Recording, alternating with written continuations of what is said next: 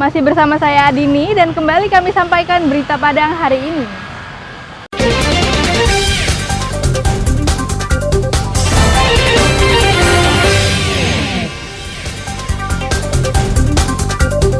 Ruas jalan yang menghubungkan dua kabupaten di Padang Pariaman kondisinya sangat parah dan butuh perbaikan. Asesmen penentuan bakat dan minat pelajar untuk melanjutkan pendidikan ke tingkat SMA di Pariaman.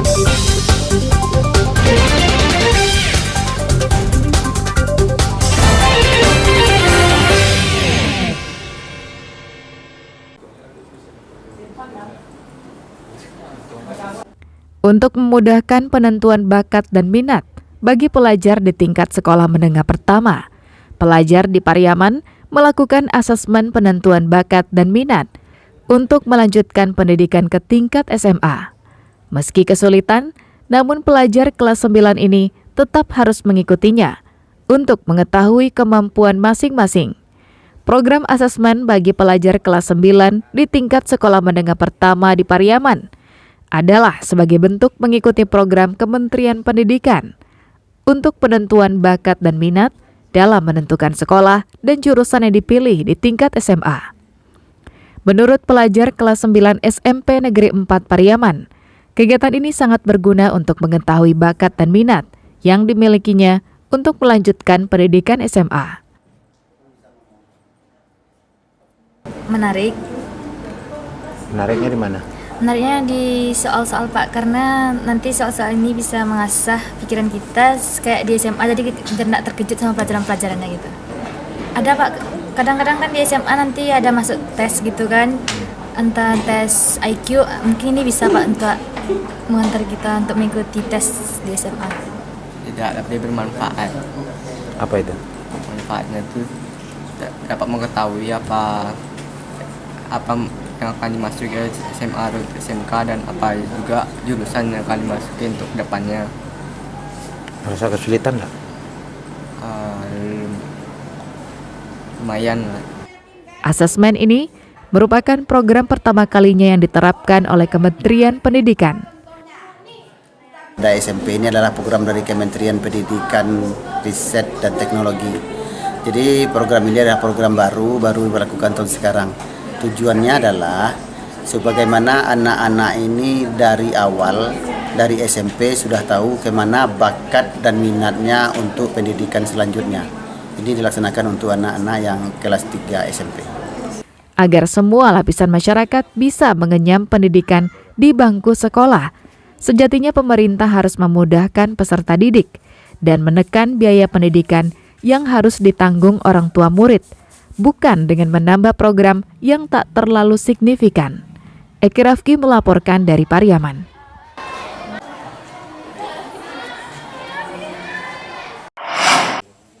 Yang di mukonya Kak? Iya, yang Itu di belakang siapa? Seorang warga Padang Pariaman yang bernama Josie Putri Cahyani ditemukan tewas di sebuah apartemen di Maebashi, Jepang pada bulan Agustus tahun lalu. Tewasnya Josie yang sedang belajar di negara Sakura itu telah membuat luka yang mendalam bagi keluarganya di Kenagarian Awa Malintang, Padang Pariaman. Korban dibunuh seorang teman prianya, warga negara Jepang yang bernama Keiichiro Kajimura. Pelaku telah ditangkap polisi Jepang pada tanggal 24 Agustus tahun lalu, yang juga diberitakan di televisi Jepang. Jenazah Josie baru bisa sampai di kampung halaman untuk dimakamkan pada tanggal 19 Oktober tahun lalu. Korban langsung dimakamkan di pemakaman keluarga. Semoga kepolisian Jepang dengan kejaksaan Jepang sepakat dengan Indonesia untuk menghukum si pembunuh itu dengan secara seadil-adilnya.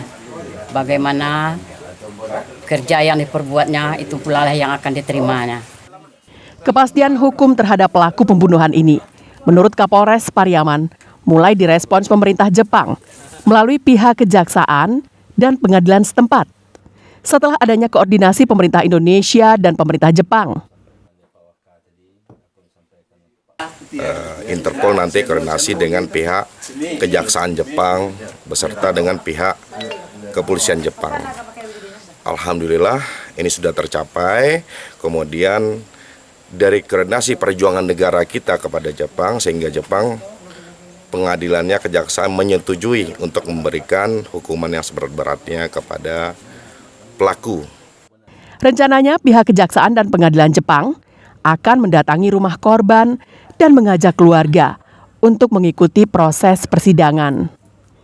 Eki Rafki melaporkan dari Padang Pariaman. Sudah. Kemudian nyanyi mencimee nih. Ratusan warga desa Jorong Sitonge, Nagari Sumpur Kudus Sijunjung, mengalami kerugian akibat penipuan yang dilakukan oleh tetangga dekat rumah dengan modus investasi bodong. Tak tanggung-tanggung, total kerugian mencapai lebih dari 7 miliar rupiah. Kejadian itu telah terjadi sejak beberapa bulan lalu, yang diduga dilakukan oleh Tawarlis dan Mayang Sari yang merupakan kerabat dekat dan juga warga setempat. Menurut para korban, pelaku meyakinkan para korbannya karena transaksi itu dilakukan dengan surat perjanjian yang telah ditulis di atas kertas bermaterai yang secara hukum dapat dipertanggungjawabkan. Selain itu, pelaku juga menjaminkan surat-surat berharga seperti sertifikat tanah, sertifikat rumah, hingga BPKB kendaraan yang membuat korban semakin percaya untuk menyerahkan uangnya. Yang menjadi korban dari ulah mereka berdua berjumlah lebih dari 100 orang dengan total kerugian mencapai lebih dari 7 miliar rupiah. Dengan rincian, masing-masing korban mengalami kerugian belasan hingga ratusan juta rupiah. Suami saya udah mau pergi juga, Pak, karena nggak sanggup, dia nggak tahu urusan ini kan. Bu Cindy, kerugiannya berapa duit? 233 juta, Pak. Sementara yang bersangkutan ketawa-tawa, Pak, rumah kamu mau disita, kamu tidur di bawah jenjang katanya. Sempat dilaporkan ke polisi, Bu ya? Sudah sempat, Pak. Tapi tanggapan polisi gimana, Bu? Ibu yang salah sendiri, ibu yang iniin katanya. Ya, katanya ibu jurnalis ini udah nggak ada ini lagi, nggak memenuhi syarat gitu. Makan bujuk rayuan sama yang Sari itu.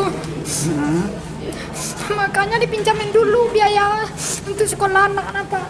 Katanya kan di surat perjanjian itu pas 1 tahun kan, tapi nggak ada, Pak. Saya sangat dibohongi sama Isap Sari itu, Pak. Bu sempat melapor ke Polres juga? Sempat, Pak. Dia pun menawarkan rumahnya sebagai boros. Seandainya tidak bisa mengembalikan dalam rangka 1 tahun ini, rumah saya jaminannya katanya. Dari ratusan korban, diantaranya telah pernah melaporkan perkara ini ke Polres Sijunjung. Namun setelah berjalan 6 bulan, kasusnya tidak dilanjutkan dengan alasan tidak cukup bukti.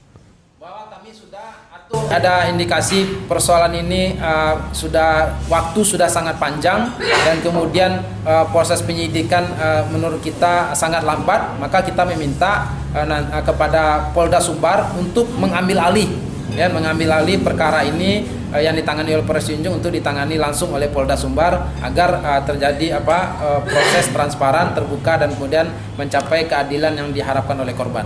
Seluruhnya ada sekitar 7 miliar. Dan ini berapa korban? Dari ada sekitar 100 lebih korban yang ada di Nagari tersebut. Karena tidak adanya tindak lanjut dari Polres Sijunjung, perwakilan korban investasi akan melaporkan perkara ini ke Polda Sumbar.